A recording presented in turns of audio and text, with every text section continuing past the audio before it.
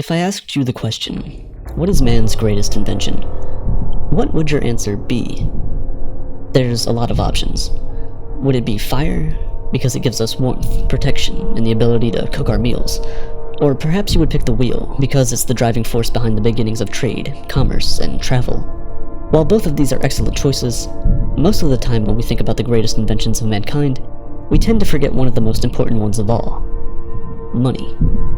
But unlike man's other great inventions, money is immaterial. Maybe that's why we don't often think of it in the same breath as some of the other great inventions. Things like fire and the wheel are tangible, but not money.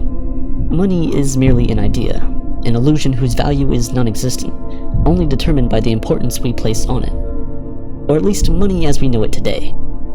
However, the fact that money is an illusion does not in any way undermine its importance. Before we created money, we were forced to trade goods and services directly in what we refer to as the barter system. People exchanging goods and services for other goods and services in return.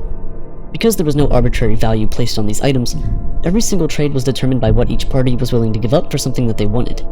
It was kind of like a game. If I wanted some of your vegetables for dinner, but I only reared cattle, I would have to give you one of my animals in exchange for a bag of vegetables.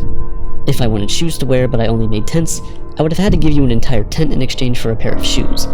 And immediately you can already see one of the major problems with this system of trade. It's the asymmetry. As a tent maker, there's no way I wouldn't feel cheated having to exchange an entire living space for simple footwear. Because there was no standardized medium of exchange, it was very difficult to get two people who needed things from each other to come to an agreement. Having to wait until a double coincidence of once where two people need the exact opposite thing at the same time was also very difficult and inefficient. And that wasn't all. You see, our money is not only a medium of exchange, it's also considered a store of value. And before the invention of money, some people could never store their wealth for no fault of their own. Think about the farmer who sells tomatoes and the man who makes tents. The man who makes tents can create an entire village of real estate and barter it out with anyone who needs a place to rest their head all year long, and he would probably cash out on that. But the farmer who sells tomatoes can only barter when tomatoes are in season. And because tomatoes are perishable goods, he cannot keep them for a long period of time. So, although he would be putting in the same effort into his business as the tent maker, there's absolutely no way for him to remain wealthy all year long. There's also the problem of having something that only very few people want. Nowadays, when starting a business, you're often told to find a niche, a small group of people who are very interested in what you have to offer. Before money was a thing, that advice would have you left with nothing worth bartering. The people who had the most were those who owned things that everyone wanted. Things like weapons, animal skin, and salt. But then since everyone knew that everyone wanted these things, they started buying them even if they didn't need them at the time, just so they could trade with them later. And so commodity money became a thing.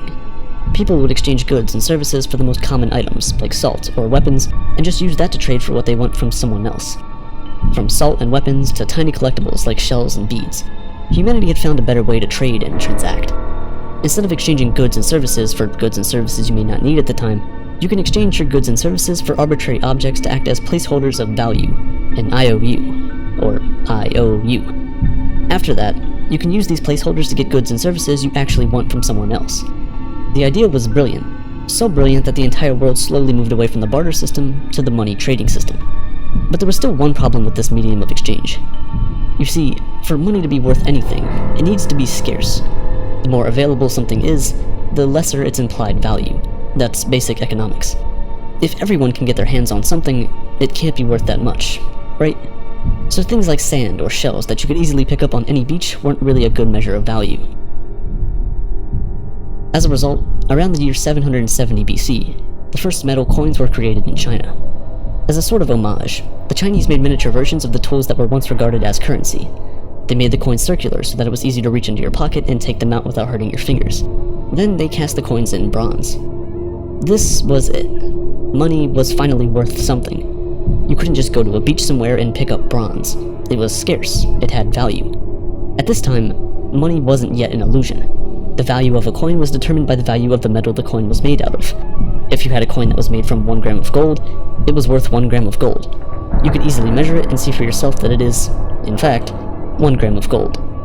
However, kings and rulers quickly discovered the power of money. They realized that the more of these tiny precious metals you had, the more power you could control. And so in 600 BC, Alyattes, king of Lydia, created the first official money mint. He created the coins using a mix of silver and gold, and stamped an image on the coin to act as denominations. Now people could easily tell the value of the piece of metal they were holding simply by looking at the picture on its face. But the kings of the world wanted more money, and precious metals were too expensive. To produce more money, they started slimming down the coins, then mixing the more expensive metals with cheaper metals. Soon, all the coins in circulation were worth less than what the image on their face said they were worth, and so the illusion of money was born. The value of the coin was no longer determined by the value of the metal. The value of the coin was now simply what the rulers in the bank said it was. So 1 British pound sterling represented 1 pound of sterling silver. However, when international trade became a thing, people realized that metal coins were too heavy to lug around, and so kings around the world started issuing IOU certificates for long-distance trading. Because these pieces of paper were stamped by the king, people trusted its value and believed that they could use it to get back whatever it was worth in coins, and that was true for the time being. As more of these IOU certificates flooded the market, people needed coins less and less, until finally, the paper was worth what we believed it was worth, even if we no longer exchanged it for physical pieces of gold and silver. From ancient kings to modern-day governments and central banks, money has remained an illusion, a mere representation whose value is determined by the importance people place on it. The most valuable banknote in circulation today is the 10,000 Singapore dollars note. Although not being produced anymore, this single piece of paper, worth $7,345 US at the moment, is still regarded as a legal tender, so you can still use it to buy things, valuable things like houses, cars, and even metals like gold. The banknote itself costs less than 20 cents to produce, but the illusion of the fiat currency system means it's as valuable as 120 grams of gold. Fiat is the fancy word we use to describe the modern-day illusion. It's a Latin word that translates to "let it be done." It's a decree by the government that, in the case of money, determines what its value is and enforces it as legal tender. The illusion of money is one that we never really think about, but just like the kings of old, the governments of today understand the power of money and, as always, want more of it. They know that the more of these pieces of paper you have, the more power you have. So what do? Well, they can simply create more pieces of paper out of thin air. Yes, if, for example, the United States government wanted $340 million for, I don't know, maybe another F-22 jet, they can simply print the money to do so. But there's one problem with this: inflation. The thing about money is that primarily, it needs to be a means of exchange to be considered valuable. So the amount of money in circulation needs to reflect the output of the goods and services that are being produced. When more money is printed than there are goods and services, all other things being equal, the prices of these goods and services increase, and the value of the money itself drops.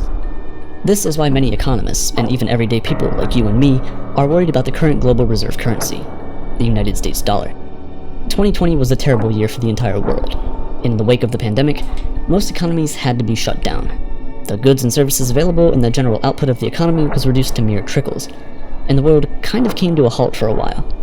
Because there wasn't as much money flowing around, to keep the economy from going under and basically our world falling apart, the US government started printing money at a rate faster than has ever been printed before in its entire existence. Right now, 40% of the US dollars in existence today were printed in the last 18 months alone. That's outrageous. And because the output of the country hasn't really increased by that much, eventually, the prices of the goods and services might start to skyrocket. You can see this taking place in the price of commodities, such as lumber, which had as much as tripled in price from just a year ago. If you haven't noticed, some of the prices of the things at your favorite restaurants are now slightly higher than they were last year. It's an ever so small increase. Maybe the guac at Chipotle is 20 cents higher, but it's happening right there under your nose. On the surface, it seems like a good thing that governments decided to send out stimulus and unemployment checks to their citizens. But the reality is, it's a double-edged sword. Of course, it helps those most in need, and that's a good thing. We're at the point where, because of inflation and a slowed economy, people really aren't able to get the right jobs at the right times. Sometimes it's not even because they don't want them, but because it's simply worse than the alternative. For example, in the United States at least, if you're a waiter or a waitress, you aren't required by law to be paid even minimum wage. Some are literally paid $2 to $3 an hour, with the rest of their income coming from tips. But with a lot of restrictions and rules in place around the country, and not as many people going out, there's less customers. Less customers with less money means less tips. If your employees aren't making enough money, they're gonna quit. Simple as that. If your business doesn't have employees to help you run it, you're going to go under. It's a domino effect. But what can you even do? When you can earn more money from unemployment and stimulus checks than you would from being employed, why even look for a job in the first place? You see, the Federal Reserve of the United States is a very sneaky way for the government to essentially create money out of thin air and pump it into the economy without people thinking too much about it. Before 2020, the United States was $29 trillion in debt. It's an unbelievable and inconceivable amount of money to even begin with. This debt is obtained in the form of bonds and treasury notes, which are basically just pieces of paper that say the government will pay you so-and-so amount plus interest. Right now, a 10-year US Treasury bond will return you about 1.23% on your investment at expiry. So if you put in $1,000 today, you'll have made $12.30 by 2031. That sounds terrible already, but to add icing onto the cake, it doesn't even keep up with inflation, which is targeted to stay around 2% a year. It's a lot higher than that, but that's for another time. By investing in government notes of your own country, which issues the currency you use every single day, you actually lose buying power over a decade. It is weakened by the day. But regardless, banks, businesses, and individuals around the world buy these bonds and treasury notes, and the government uses all that money it gets back how it sees fit. However, when it's time for the government to pay its debt, all the money they made has already been spent. So they buy back all the treasuries and bonds, but only from the big financial institutions, and then pay them back with new money created out of thin air. Since March 2020, the Federal Reserve has bought back over $1 trillion in bonds, and is planning to continue to do so for the foreseeable future. With all the new money pumped into them by the government, banks can now give out more loans to people, earn more interest, and help grow the economy. But this increases the total amount of money in circulation, reducing the value of each dollar. With multi-trillion-dollar stimulus payments and infrastructure packages, it makes you wonder how long this stuff can go on for. New money steals value from old money.